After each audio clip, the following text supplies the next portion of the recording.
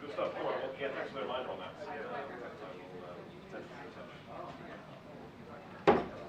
Cheers. Thanks all. See ya. Bye.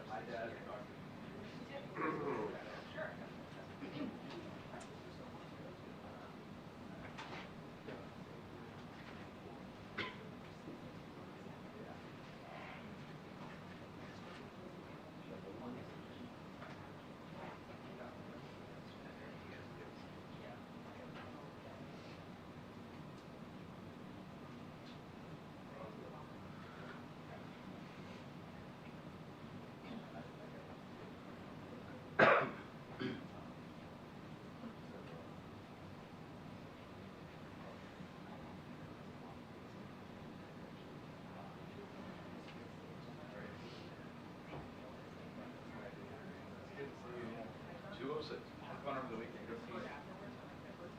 Yeah.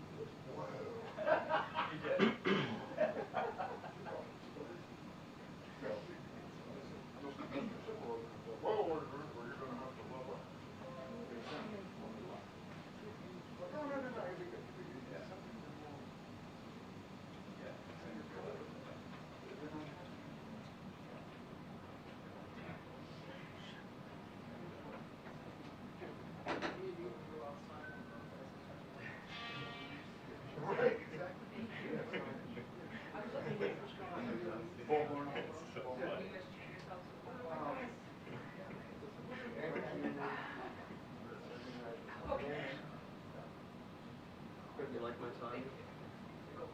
We made very different decisions.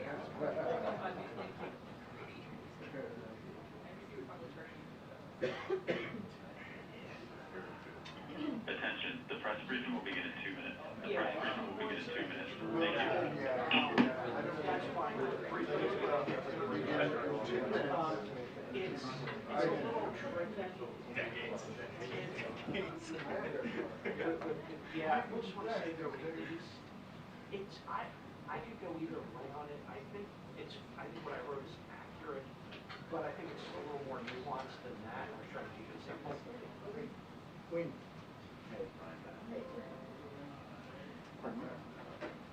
Oh, perfect. Perfect. That clears that. I appreciate it. Thanks. At least there's plenty of room.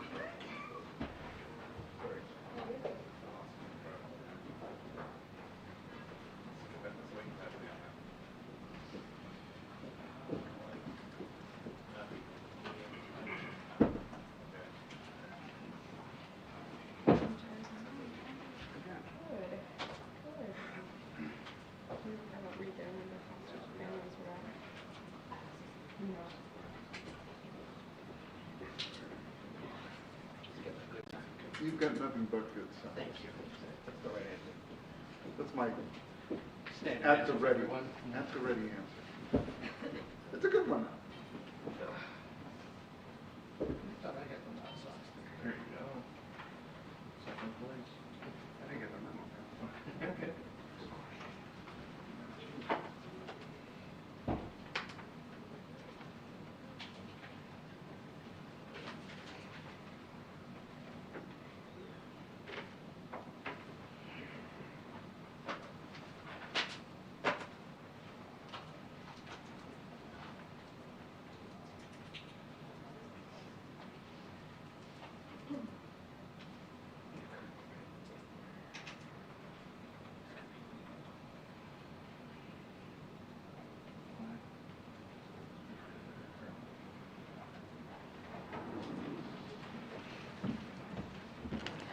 Good afternoon, everyone. Today, President Biden met with the families of Americans who were taken hostage by Hamas during the terrorist attacks in Israel on October 7th. The president has been personally engaged on this issue and has held many calls with Prime Minister Netanyahu and the Emir of Qatar with the aim of securing the release of the Americans and all hostages held by Hamas. Thanks to President Biden's leadership, the United States has helped secure release of over 100 hostages, including 4 Americans. 2 American citizens, Natalie and Judith Renan, were released on October 20th after extensive diplomacy by the administration. After further diplomatic efforts, 4-year-old Abigail Mor-Idan, whose parents were killed by Hamas, and whose mother was American, was released on November 26. Under the same deal, American citizen Liat Benin, a high school teacher and a tour guide for Israel's Holocaust Museum, was released on November 29th. But as the president has said himself, we will not stop until we bring all Americans being held hostage home.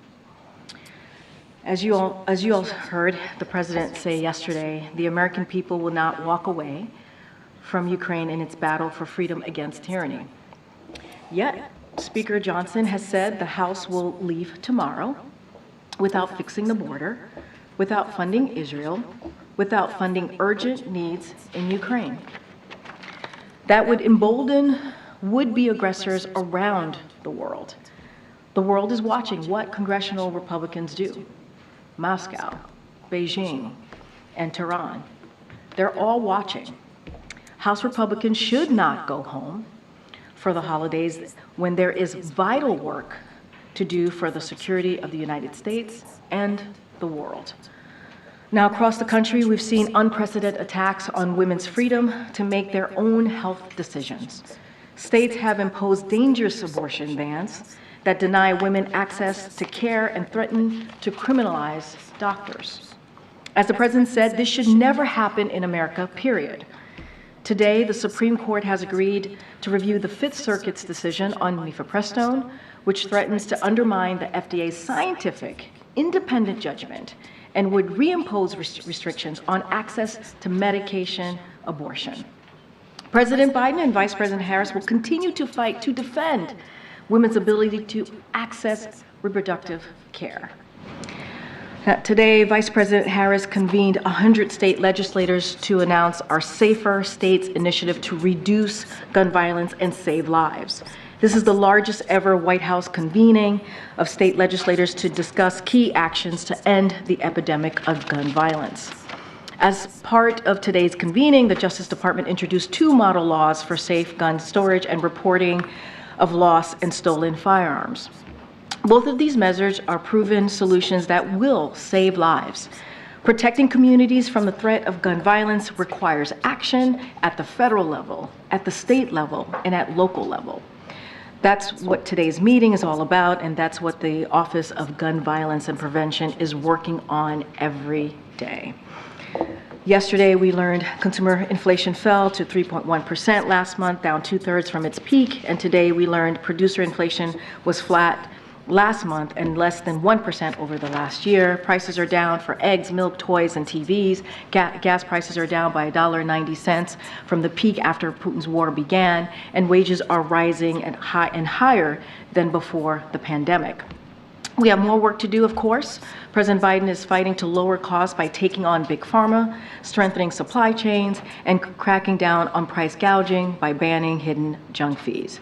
While he's fighting to lower costs and grow our economy from the middle out, congressional Republicans are fighting for the wealthy and big corporations while trying to cut Social Security, Medicare, and Medicaid. They don't have a plan to lower costs, but as you have heard from this president multiple times over the past 2 years, he has a plan to lower costs. With that, we have Admiral John Kirby here today to give us an update on the Middle East and any other updates on the foreign policy side. Admiral? Afternoon, everybody.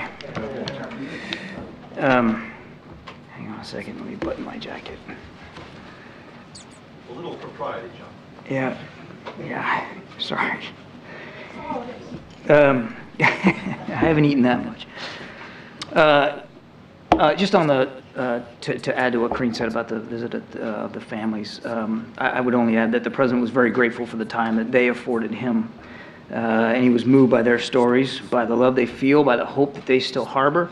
And he harbors that hope too, but as Karine rightly noted, he's acting on that. The other thing that he made sure to do was to promise them that we're going to keep them informed every single step of the way, and we'll do that. These are difficult days for these families, but as we all prepare for the holiday season that's already upon us, we would do well to remember that for them, there's going to be an empty chair at the table, there's going to be a still and a silence in the room, and there's going to be irrepressible ache and worry and fear. The president understands that. The whole team here understands that. So we should all keep them in our thoughts, all of us, as we should so many others in Israel and in Gaza who have been deeply and irretrievably affected by the attacks of October 7th. We can't forget how this all happened, a series of deadly and devilish attacks by terrorists that were intent on taking innocent life. This is a war that Hamas has brought on itself. And while we all want it to stop because any war is horrific, Hamas has pledged to repeat October 7th again and again and again. It has pledged to annihilate Israel and to kill as many Jews as possible. It's still holding over 100 hostages, including young women that it refused to release in violation of a deal that it negotiated in Doha. We know what they have proven capable of doing to young women.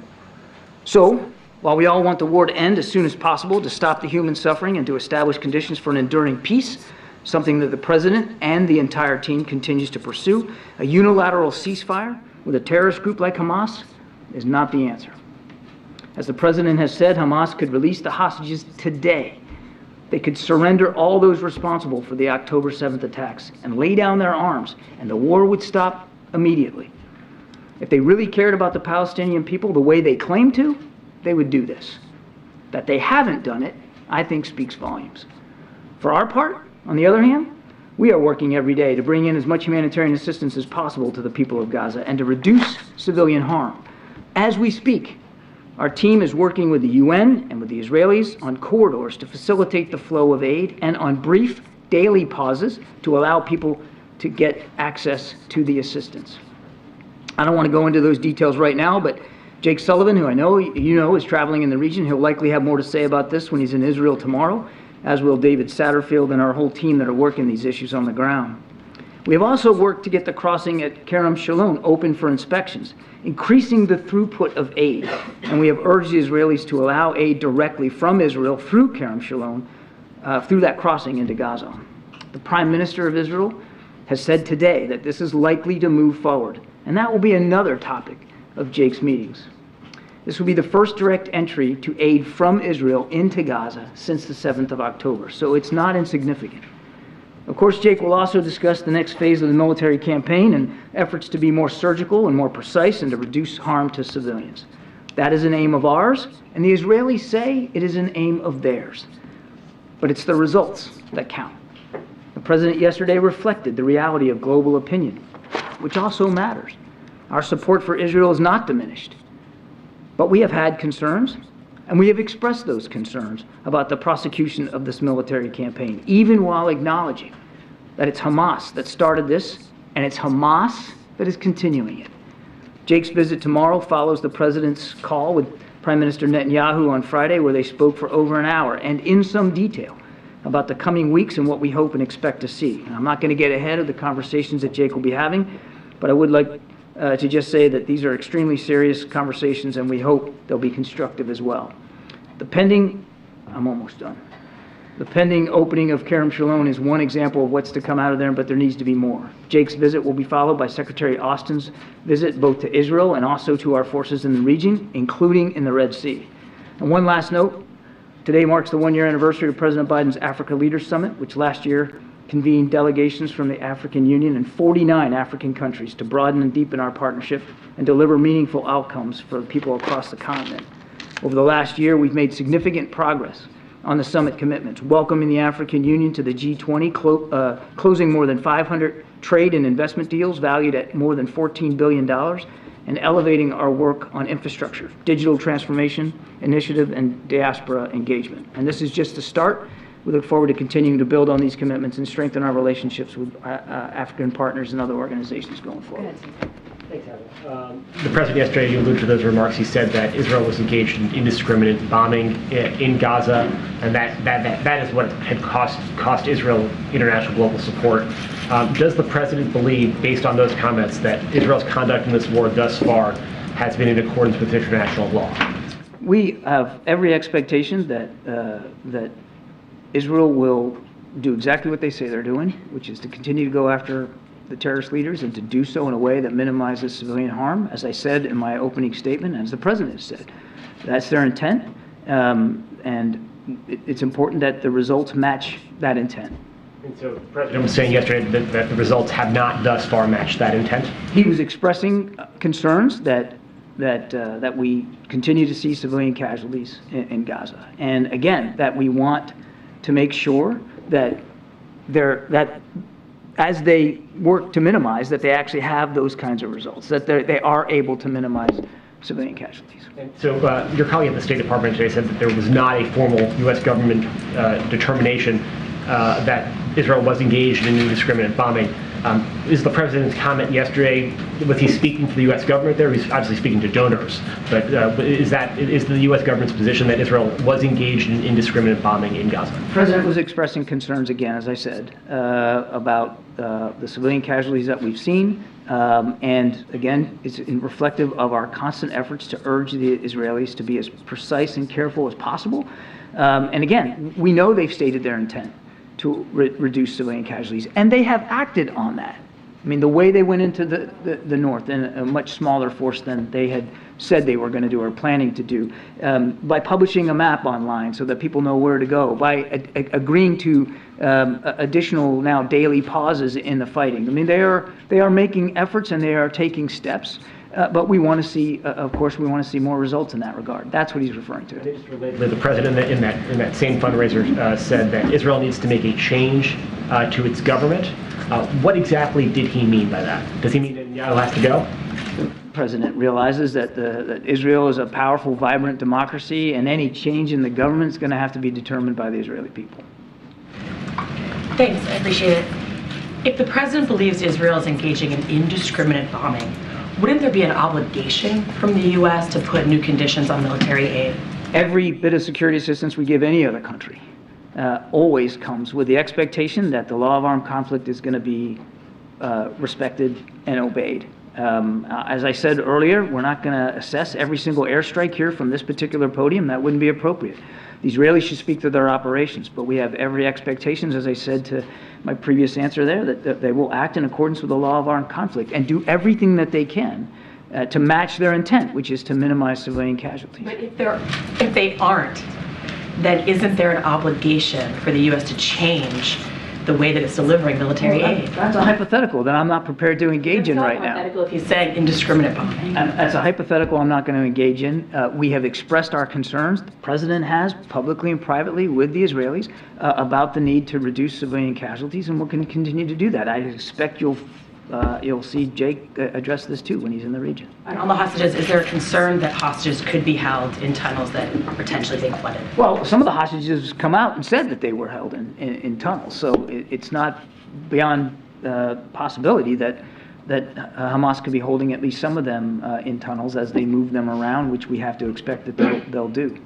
But if you're asking about the flooding specifically, I'm not going to speak for Israeli military operations. They should speak to that. I would just say that we all need to remember the particular extra difficulty that they have going after a group like Hamas, which isn't just a terrorist group, but it also has sort of a military structure to it, and they deliberately tunnel under civilian infrastructure to allow for the movement of their fighters and for storing equipment and things. That adds an extra burden on the Israelis. And I would just say again, without confirming these reports about flooding, that as we've said before, we recognize their right and responsibility to go after Hamas, which is posing a particularly tactically difficult problem for them by using tunnels, but to do so in a way that reduces damage to civilian infrastructure above the ground and certainly reduces any chance of civilian casualties inside those tunnels, which would include hostages. Thanks, Karine. Does President Biden want Bibi Netanyahu to get rid of hardliners in his government?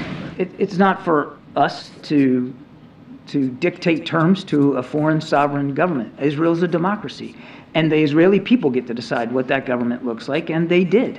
And we respect that. That's what democracy is all about. We're not dictating terms to the Israelis one way or the other. What did he mean yesterday when he said he wanted Netanyahu to change? Was he talking about getting more aid in? Was he talking about more surgical strikes? Was he talking about hardliners? What was he referring to? It's up to the Israeli people to determine who is going to represent them in their government.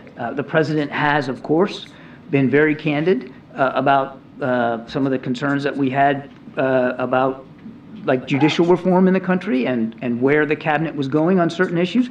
And he expressed those concerns as a real friend of Israel, somebody who loves and respects Israel and has for his whole public life, that we want to see Israel, whatever they decide to do, to move forward with the broadest consensus possible. And it's in that spirit that he's talking about it. And just a quick one on Jake's trip. Is he planning to visit elsewhere in the region? And what will his message be to the Israeli war cabinet in terms of any kind of schedule for the Gaza conflict? I don't have any other specific stops to speak to today. That said, it is likely that he will make other stops in the region. It won't just be going to Israel. We'll have more to say about that when we can. And his message, again, I don't want to get ahead of him. I certainly want to do that. He'll have a chance to talk publicly while he's in the region, but clearly he's going to talk to them about progress on the battlefield, how it's going. He's going to talk to them about reductions in civilian harm. He's going to talk to them about trying to get another pause in place so that we can get more hostages out. He's going to talk to them about the need to get humanitarian assistance, keep that flowing. It has been flowing even when the pause stopped, and I think he'll explore opportunities to see if we can increase that. Again, possibly, hopefully, through Kerem Shalom. Thank you, Admiral. You're being asked these questions because the President has a tendency to say things about foreign policy and leave them hanging, and we don't get to ask him to clarify himself, so apologies if this gets pedantic for people listening. But did he misspeak yesterday when he said that Israel was carrying out indiscriminate attacks? you had the opportunity to hear him yesterday on foreign policy when he stood next to the president of Ukraine. So I take issue. I'll take issue with the premise of that question, but the president speaks for American foreign policy. The president speaks and has spoken, Ed, about our concerns over civilian casualties in Gaza and about urging our Israeli counterparts to be more careful and more deliberate. You just said he speaks for foreign policy, and he said yesterday that there were indiscriminate attacks, which to the rest of the world is a war crime. So why isn't the United States now saying that that's what the president was speaking to his concerns about making sure we're seeing the results that Israel has claimed is their intent, which is to reduce civilian casualties. That's what he's talking about. Thank you, Karine. John, I'm sorry. It seems that this interaction between you and my colleagues. It seems that to me the president is making some pretty clear signals to the Netanyahu government, but it seems like you're trying to walk it back. I mean, I don't know if that's correct or not. So please walk me through it. Is the military strikes, military campaign by Israel, is it surgical or indiscriminate according to the administration at this point? As I've said a whole bunch of times since I've been up here, we're not going to armchair quarterback this from this particular podium. Let me finish. We're not going to characterize every airstrike. We're not going to speak for Israeli military operations. The president was reflecting a concern that we have had for some time and will continue to have as this military operation proceeds about the need for reducing civilian harm and being as precise and careful and deliberate as possible. So when he's talking about particularly singling out the hardliners in the Israeli government, what does he mean by that? What signal is he sending out? I think I've already answered that question. I mean, for many months now, well before the attacks of October 7th, the president talked about some of our concerns over some of the reforms that this new government was pursuing. And he did it out of respect and a true affection for the Israeli democracy and the Israeli people. And that's the context here. But obviously, it's up to the Israeli people to determine who their government is, of course. Sure. And just to recap, what I understand from the president's remarks on Tuesday is that he seems to be laying out some sort of clues as to what he sees the vision towards a two-state solution and what are the necessary stepping stones or the required elements. And I think, the moderate Israeli coalition might be one of them. Another one seems to me, as I read it, a more empowered Palestinian Authority.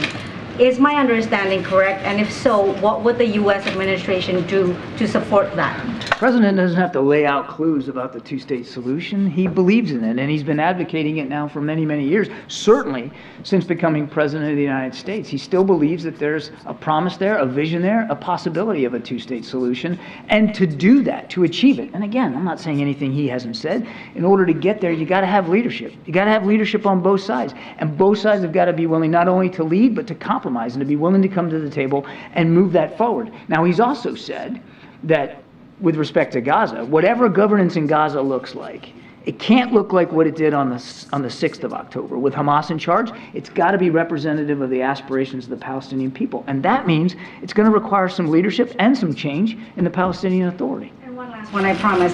When you say that the U.S. requires Israel and all other allies to obey requirements of the law of armed conflict when they're using U.S. weapons, how can you ensure that when the administration has bypassed congressional oversight on this, debate on this, and also internal State Department debate on this? I'm not sure I understand the premise of the question. A bunch of weapons on Saturday without going through Congress, correct? We have a normal process for providing aid and assistance to foreign countries, Ukraine and to Israel, and that's all done within the normal standard consultative process. Thank you, John. I guess indiscriminate, just by definition, means without discrimination. It means not deliberate, not careful. I'm just wondering, and I think my colleagues are trying to get at this, why insist that the intent is there to minimize civilian casualties when the president himself said yesterday that Israel is bombing indiscriminately? Sometimes in war, and again, I'm not speaking for the Israelis, sometimes in war, your best plans, your best execution of those plans doesn't always go the way you want it to go. It doesn't always go the way you expect it to go. We know that from bitter experience in our own military. No matter how precise and targeted we tried to be in Iraq and Afghanistan, there were times when we caused civilian casualties as well. That's one of the reasons, MJ, that we sent a couple of military advisors over there, some senior generals who had experience in that kind of urban warfare, to talk to the Israelis before they moved into Gaza. to help them learn from our own mistakes. So sometimes in war, the best laid plans just they don't get executed exactly the way you want, and unfortunately, civilian casualties result. So you're saying they are trying their best? I'm saying, as I've civilian casualties, but in practice, that is not what you are seeing happen? I'm saying that there is a clear intent by the Israelis, an intent that they have admitted to publicly, that they are doing everything they can to reduce civilian casualties. I'm saying, and I have said earlier, that we are seeing them act on that intent in positive ways, and I just went through a couple of details on that. Airstrikes, for instance, have reduced since they've started to move more towards the south. They have relied less and less on airstrikes and more on ground troops, which allows you to be more precise. So they have taken measures to act on that intent. But as I said in my opening statement, results really count, and we're still seeing some civilian casualties. So we're still going to talk to them about doing everything they can to reduce that. So you're saying both things are happening. In some ways, they are acting on their intent to be more careful, be more deliberate, but on the other hand, they are still bombing indiscriminately. We know they have the intent. We know they're acting on the intent. Civilian casualties continue to happen. And again, we're going to keep urging them to reduce those. What's the tipping point for the president that prompted him to make these remarks and warn about Israel losing their national support?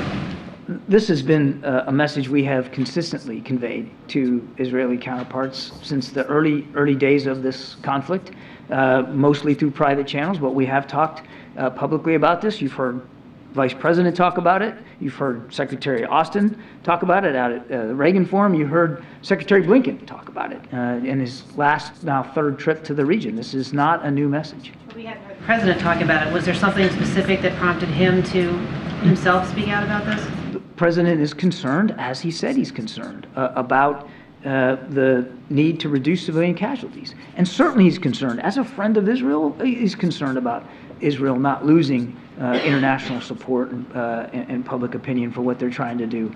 That comes from a lot of respect and affection for Israel, and wanting to make sure that that Israel has what they need to go after Hamas, and they have the support that they need to do that over time.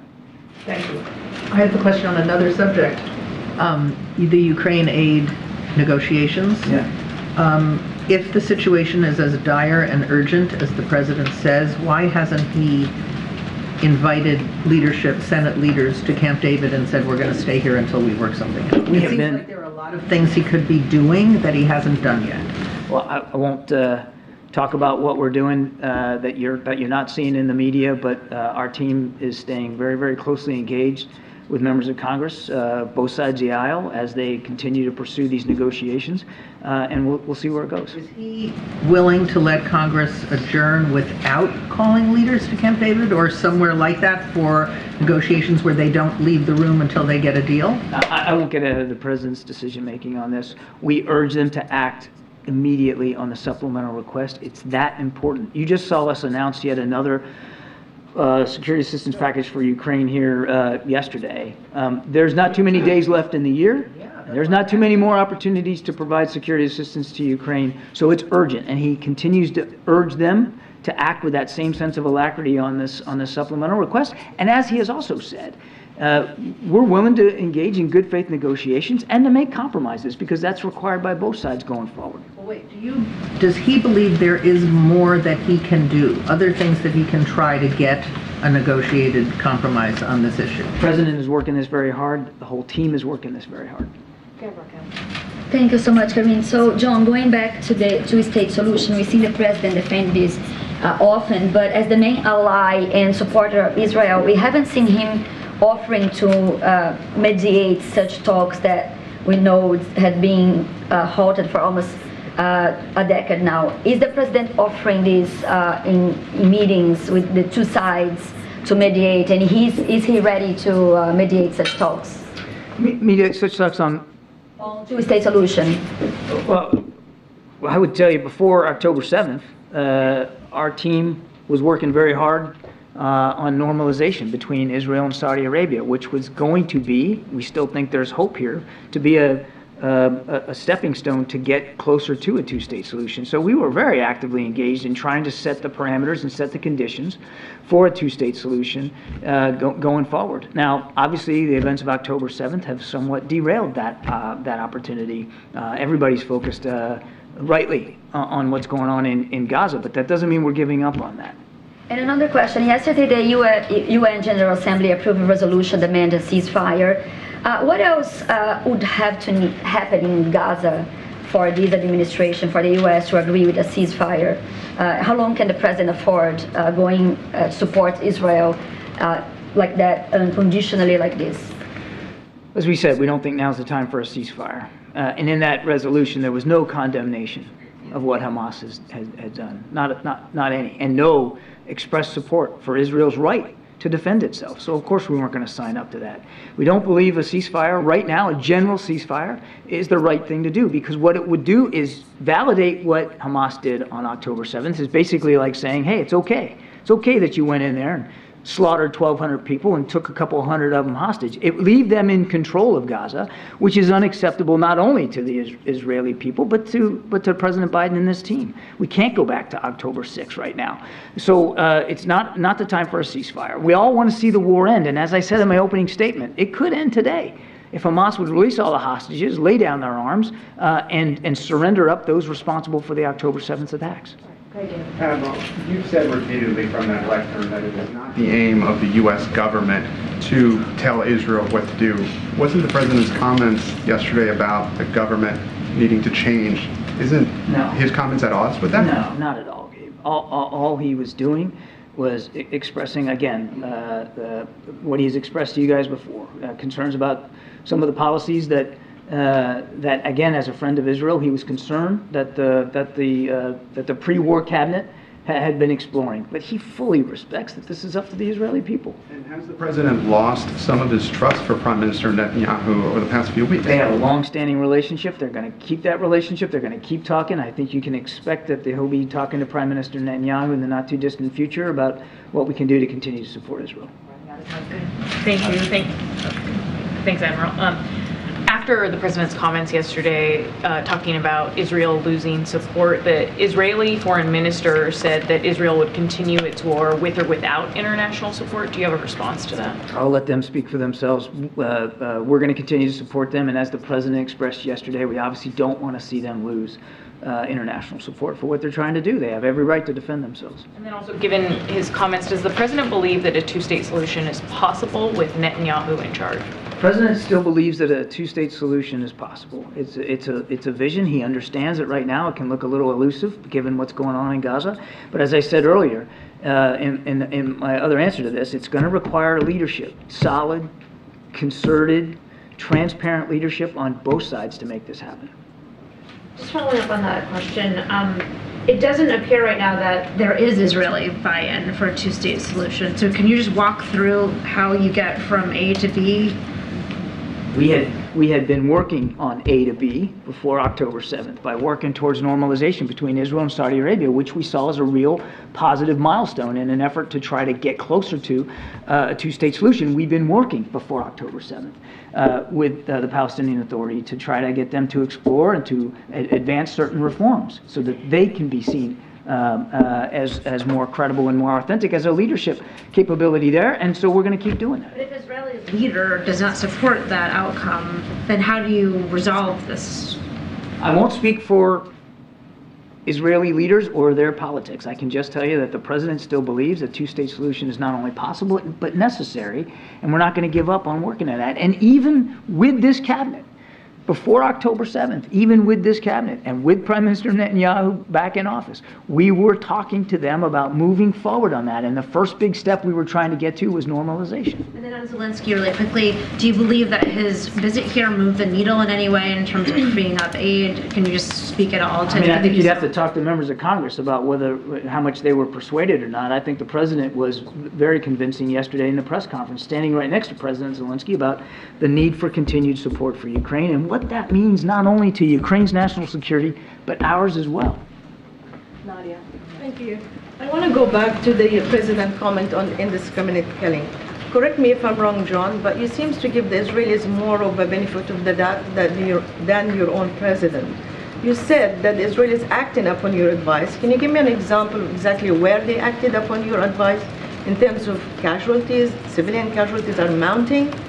The attack on the south is just equally as bad as the attack in the north. So I'm happy to repeat it. I'm happy to repeat them. I gave them earlier. They moved into northern Gaza on the ground in a way that was much smaller than they had previously planned to do, and we think that that was an outgrowth of some of the advice and counsel that we provided them about urban warfare.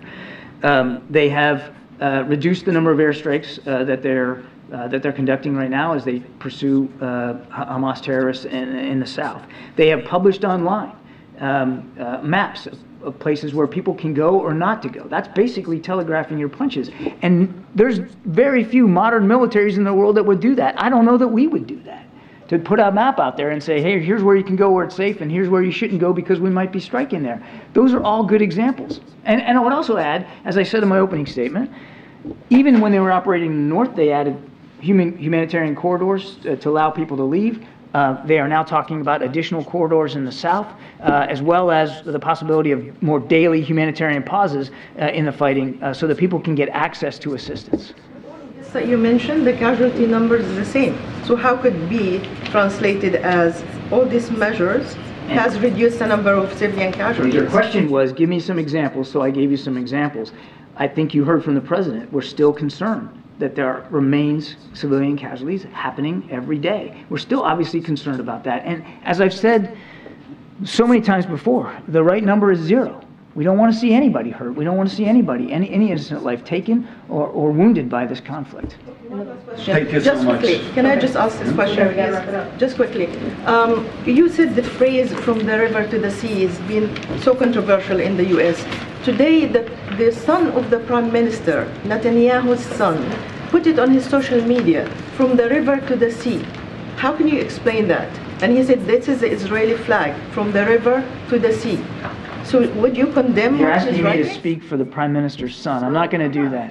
I'm not going to do that.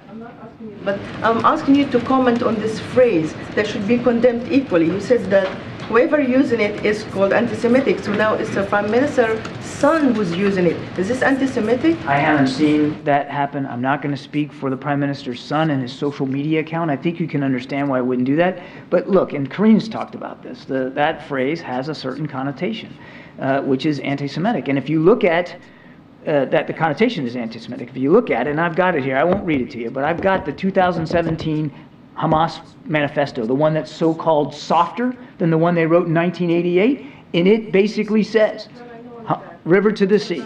Yes, I know all of it. I'm just talking about the Prime Minister. We're running out of time. Go ahead in the back. Go ahead. Thank you very much. Thank you so much, Karine. I have a question on a different subject, John.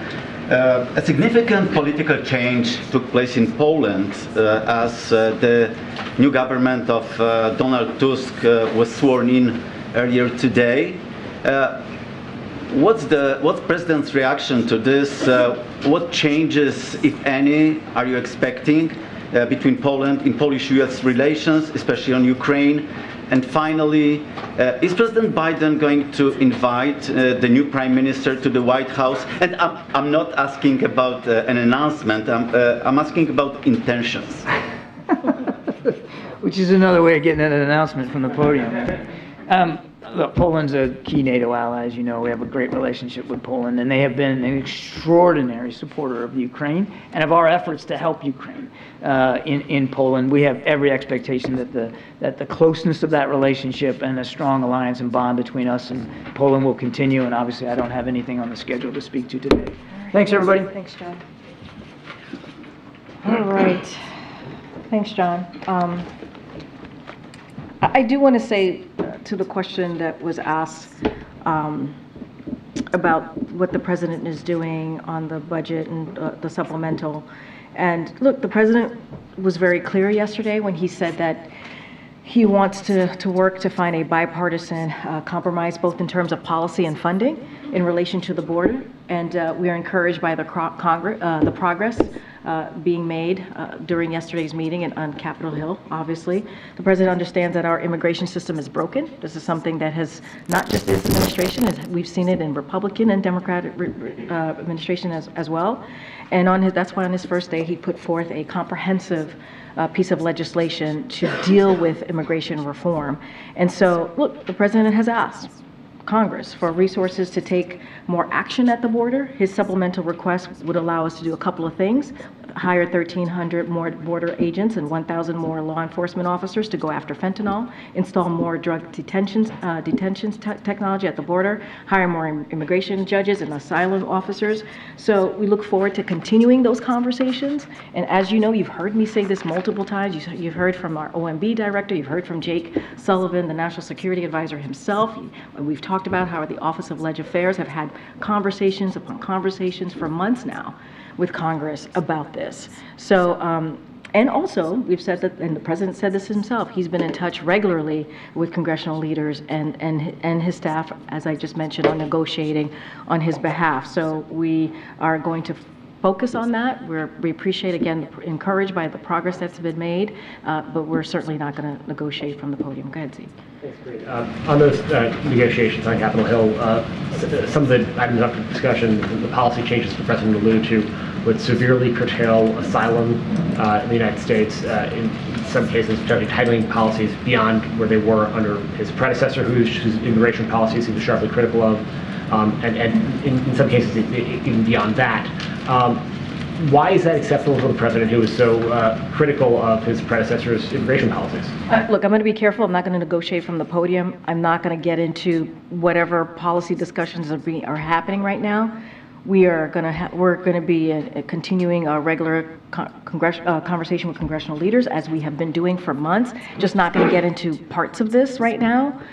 We are encouraged by the progress that has been made, but we want to see a bipartisan compromise. We want to see a bipartisan compromise on this. It's an important issue. We have said the border security is an important issue. I'm just not going to go into piecemeals of what's being discussed, left in or left out. A piece of legislation that tightens asylum policies tighter than they were under his predecessor. I'm just not going to get into hypotheticals from here. The conversations are happening, the negotiations are happening with members of our team here and obviously congressional leaders. We're encouraged by the progress that's been made. We understand that we need to see, and the President understands, we have to find a bipartisan compromise here. And then just lastly from me, the President spent a lot of time in Congress, been around Washington a while. Does he believe that congressional subpoenas are something that individual citizens can ignore?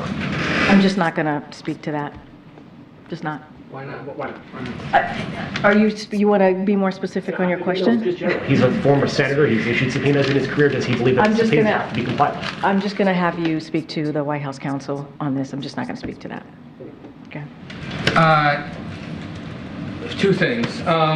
Just days after taking office and shortly after issuing that legislation that has gone nowhere in Congress regarding immigration and the border, the President issued an executive order saying he would, quote, restore and strengthen our own asylum system, which has been badly damaged by policies enacted over the last 4 years that contravened our values and caused needless human suffering. Our reporting, others' reporting, indicates the White House, through sources in the administration, is open to an authority that would allow it to suspend asylum processing when there's a spike in border crossings. Wouldn't that be a major policy reversal and revert back to the previous 4 years? I'm just not going to go into sourcing from here. I'm not going to get into specifics. There are negotiations happening. Not going to negotiate from the podium. I'm going to let the conversation happen. We have to find a bipartisan compromise. That's what the President said. That's what the President believes in order to deal with this issue. And you started off your question asking, or laying out actually, that the President did put forth, and you laid that out in your question, a comprehensive immigration reform plan. He did that on day one. And it is going on 3 years, on 3 years. He spent pushing that on bill 3 years. Congress. Here's the Because thing. he's met with them on foreign policy, Right. on fiscal cliffs, And we on have, budget, and it's never been about immigration. And we have regular conversations with congressional leaders and congressional staff about an array of issues, including this. I mean, this is, you cannot send a bigger message to Congress and the American people when you say when you put out your first piece of legislation is on this issue, is on reforming immigration, right? Is on fixing. Flat when you spend very little public time as president talking about the issue, meeting with congressional leaders on the issue specifically, or doing anything else other than having you come out here and say, we issued a bill on day one. I disagree. It's not just issue a bill. Like, not too long ago, back in the spring, we put forth policies on trying to make sure that, because Congress didn't help, on trying to put forth policies that tried to make the immigration system humane, right? Humane and actually dealing with the issue that we're seeing at the border. We have taken policy actions after policy actions without without the help from Congress, without, right? And so that is being consistent here. And when you put forth the first piece of legislation to be on this issue that has been broken for decades, I mean, that's what he did as president. That's taking it very, very seriously. Ms. McConnell alluded to something, a conversation he had with the president last week. I'm not asking you for names, but can you at least confirm that the president has spoken with lawmakers directly on the ongoing talks to get the supplemental done? The president has been in regular touch with congressional leaders on this issue, and obviously so has his staff. And amid everything else today, did he spend any time watching what his son had to say outside the Capitol? So just a couple of things on that, and I want to be really clear. Look, as you know, Hunter Biden is a private citizen, and so I certainly would refer you to his representatives. Look, the president was certainly familiar with what his son was going to say, and I think what you saw was from the heart from his son. And you've heard me say this. You've heard the president say this. When it comes to the president and the first lady, they are proud of him continuing to rebuild his life. They are proud of their son. But I do want to say a couple of things here that I think I can touch on, is that the president is also focused on the important work of the American people. We just went back and forth about what's happening at the border and how he wants to make sure that we secure the border, and the work that he and his team has been doing on negotiating to make sure that there's a bipartisan compromise. You saw him yesterday stand right next to President Zelensky. There could not have been a more powerful picture with the President of the United States standing next to President Zelensky, who he and the brave people in Ukraine are fighting for their democracy, right? And this is something that the President has led on, the world on, in making sure that President Zelensky and the people of Ukraine have what they need to beat against tyranny, to fight back against Russia's aggression. And, you heard me at the beginning of this briefing talking about how he met with hostages who were held by Hamas, and how emotional and impactful that meeting was. That was a two-hour meeting that he had with the family members, and it was important. It was important. He just convened, right, a meeting on infrastructure. So he's going to remain focused on making sure that we continue to deliver for the American people. That's what the president has done since day one, and that's why I'll leave it there. Okay. Is the president okay? Who did not have a chance to question yet? Yeah, I will. Okay. Thank you, though. Is the president okay with his son defying a congressional subpoena? I'm just not going to get into specifics on that. I would have to refer you to the president's, not the president, but Hunter's personal representatives. He's a private citizen. I'm just not going to get into it. Can you tell us when the last time the two of them spoke? I mean, I'm also not going to get into private conversations that the president has with his family. We've been pretty consistent. That's nothing new. We're just not going to get into it from here.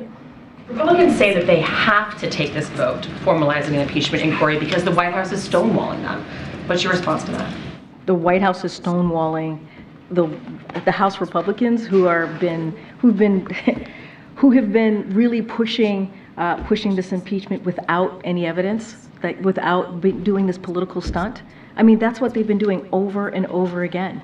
And we have said it. Other Republicans have said it. There's no evidence here. There's none. Look, I just said at the top, they're going to go home tomorrow, right? They're going to go home this week. And what have they done? We need critical aid to Ukraine. Have they gotten that done? We need to secure the border. Have they gotten that done? We need to make sure we avert a government shutdown in January. Have they even had conversations to get that done? And instead, they focus on baseless political stunts. Baseless political stunts. That's what they continue to do. Instead of, they're focusing on the president's family instead of focusing on the American family. You've heard me say that over and over and over again. And since you say that well, they're saying that we're not compromised or cooperating, they've gotten 100,000 pages of documents. They've interviewed witnesses for 40 hours.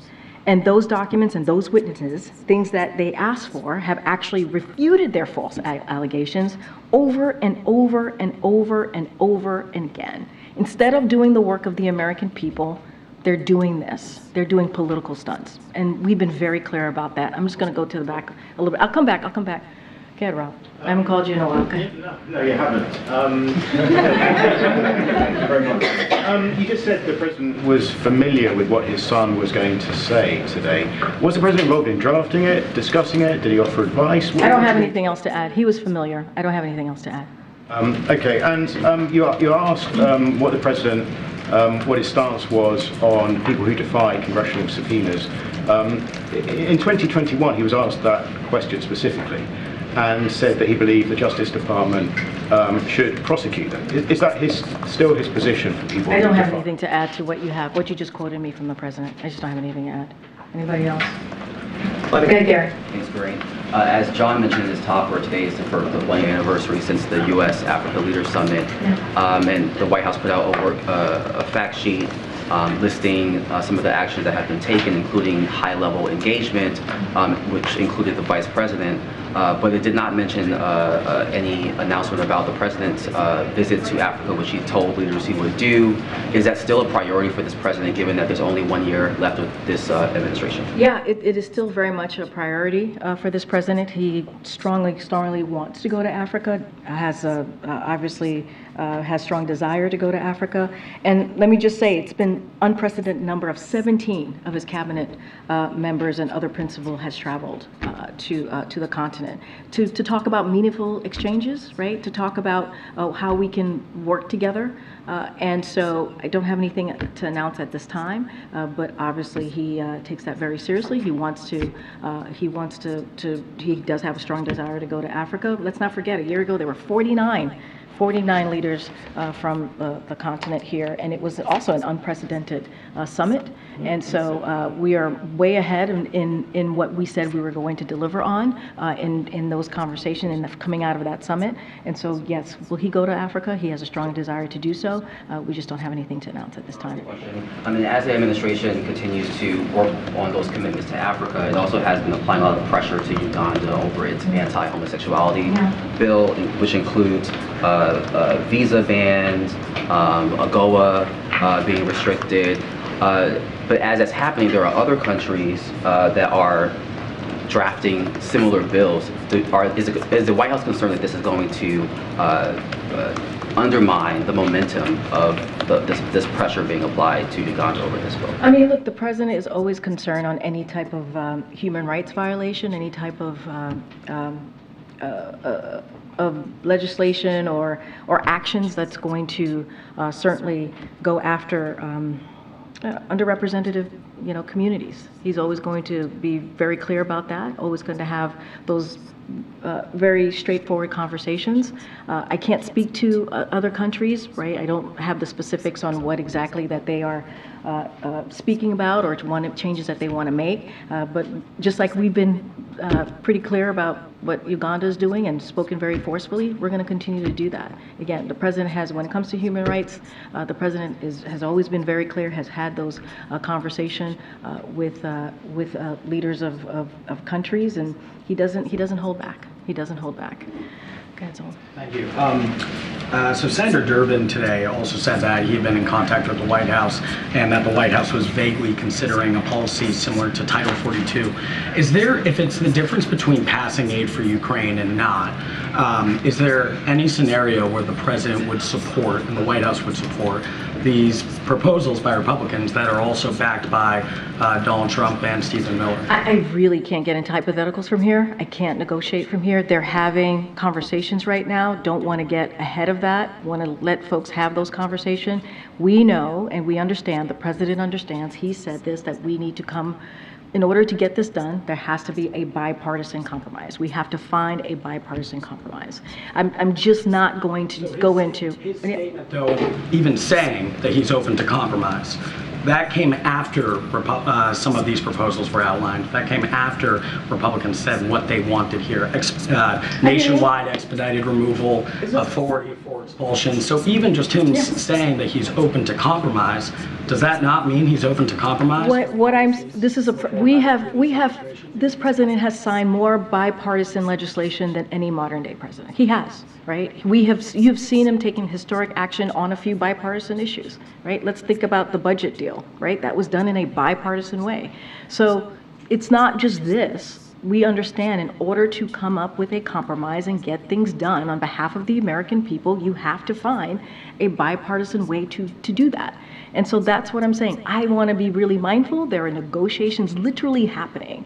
I'm not going to, from the podium, start saying what the president's going to accept, not to accept, or getting to hypotheticals. That's not going to help the process that we're trying to deliver on for the American people. I'm just not going to get ahead of that. Do you expect him, I know it hasn't happened yet, but do you expect him to call members to the White House, to call members to Delaware to discuss this? I don't have anything to add to the calendar or the schedule about the president inviting anyone here. What I can say is, and I said this moments ago, the president has had conversations with congressional leaders, and so has his staff, who have been negotiating on his behalf. Karen, go ahead.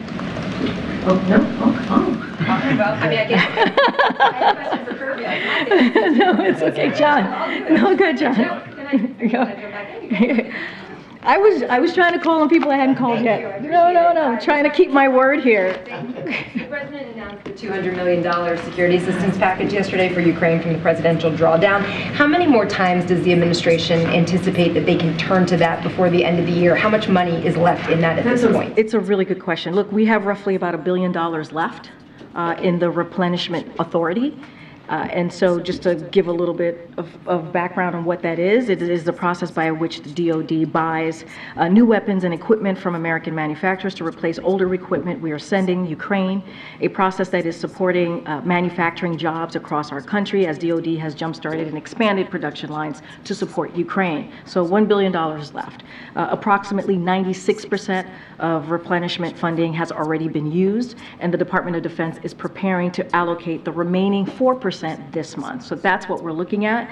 And so once we run out of the replenishment funds, we will not be able to backfill our own stocks, as I just laid out at the top, and replace what we send to Ukraine. And that is what is at stake here. That is one of the reasons you heard from President Zelensky, and he spoke very forcefully during the press conference with the president. That's why he went to Congress, to have that conversation, the importance of having our support so that they can continue to fight the tyranny that they're dealing with on the ground. And would you say that the administration has been giving smaller amounts than you'd like and spacing it out to make it? We've actually have said that. I believe the National Security Advisor said this. I believe the Admiral has said this, that is exactly what we have been doing because the money is running out. And so there's a reason why there's a supplemental plan. There's a supplemental ask. There's a reason why we have these emergency asks, right? These National Security Emergency Acts, because it's an emergency. We need it. We need it because we have to continue to assist the brave people of Ukraine to fight against to fight for their democracy and against the tyranny that they're dealing with, that President Putin certainly has laid at their feet. Great, right here.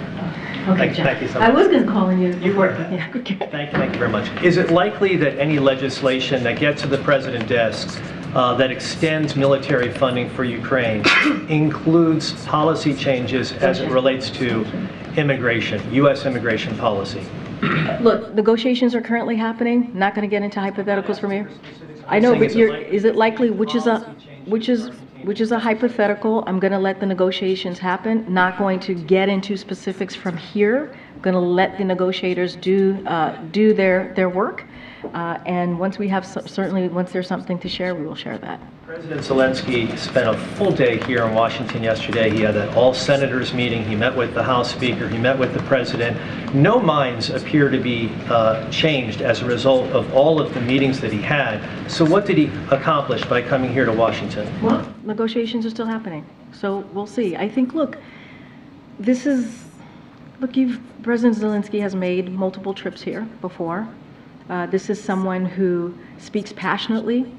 He's the leader of a country that's at war against Russia, who invaded their country. I remember listening to him talk about what they're going through, the children, the people, the folks who have lost their lives, who have lost everything. I mean, who else is it better to hear from directly than President Zelensky? And I think it was an important visit for him to be here. I think it was incredibly important for him to talk to senators, for him to talk to House members, for him to stand right here in the White House next to President Biden to answer your questions and to speak very forcefully and passionately about what's going on. Almost 2 years. Almost 2 years. Just think about the lives that they've lost. But yet, they fought very bravely, very bravely. And so I think it was good that President Zelensky, the president was happy to host him here and have a conversation with him, and I think it was important for him to be here. Question on WIC, please. Does the White House have a plan to address what is likely going to be a wave of legislation in state houses next year restricting LGBTQ rights and gender-affirming care? For example, there's already more than 20 of these kind of bills in Missouri. I mean, look, we saw something very similar just last year, right? In the last, I wouldn't say last year, but in the last state legislative session, where more than 400 anti-LGBTQ bills, many were anti-trans bills that were introduced, and we were very forceful. The president was, I was from here calling that out. Of course we're concerned. Of course we're concerned with any community is under attack. And so, you know, what the president's going to continue to do from here, he's going to make sure that we work to advance equality for the LGBTQ plus community and protect civil rights, which is something that he's done. He's signed executive orders to do that from the federal agencies to make sure we protect LGBTQ families, and you know, he's going to continue to ask Congress to pass the Equality Act. And Department of Justice certainly has worked towards challenging these state laws. And so that is something that he's certainly going to, his administration are going to continue to fight on behalf of this community. So are we concerned? Absolutely. And I said 400, there is actually more than 600 state legislation that was filed in the last session. So yeah, that's concerning. And that's sadly a historic number and something that we don't want to see. Go ahead. Thank you. Thanks, Karine. You said that President Biden was familiar with what his son was going to say on Capitol Hill. If I called my dad and said, I am about to violate a congressional subpoena, he'd probably say, son, you shouldn't do that. Was there any attempt by President Biden to talk Hunter out of it today? You're going to call your dad Steve? Call him Dad, usually. Look, I don't have anything else to add. The president was familiar with what Hunter was going to say today. You know, look, he's proud of his son. He and the First Lady are proud of his son, how he's rebuilding his life back. He's going to focus on what is needed on the American people. Hunter, and I've said this many times, is a private citizen. And so certainly I would have to refer you to his representatives. I'm just not going to get into private conversations because what you're asking me is actually a private conversation. I'm just not going to get into it. First briefing since Hunter was indicted again in Los Angeles. Why doesn't President Biden just pardon him? President, I've been very clear. The president's not going to pardon And his one son. more about these, this Ukraine money for border policy negotiations. In the last 24 hours, 10,000 illegal border crossings, southwest border. Would you admit that the border policy, the Biden border policy so far has not worked? What I will say is that we have known for decades, that the immigration policy the immigration system is broken. We've said that over and over again. That has been Republican administration and Democratic administration. That is not unheard of. That is what we have seen for the past couple of decades. The president has put forth a comprehensive immigration policy legislation on his first day to deal with this issue. Republicans refuse. They refuse to deal with this issue. It's been almost 3 years since he put forth that legislation. So we're going to do what we can do from here, but we have said this is something that needs to be dealt with in a bipartisan way, About 1,000 of these illegal border crossers every day are getting away to parts unknown in the U.S. Does the president think that is a national security risk? Here's what I'll say. One of the ways that we also have to look at this is what congressional Republicans have refused to do. They refused to support previous requests from the president. What they've asked to do actually hurts the issue, hurts the problem that we're seeing at the border. They said no to border agents. They've said no to new technology to fight fentanyl. They said no to additional troops. And they voted on eliminating 2,000 Customs and Border Patrol agents. That is what Republicans have done. The president is asking to do this in a bipartisan way, to find some compromise to deal with an issue that hasn't existed for decades now. I'm going to take one more question. Go ahead, Jared. Has there been on that issue any discussion about separating out, at this point, Ukraine money from the rest of the security supplemental? I'm just not going to get into negotiations from here. I'm going to let the negotiators have the conversations. I'm just not going to do that from here. All right, thanks. We'll see you tomorrow, folks. Bye. Thank you.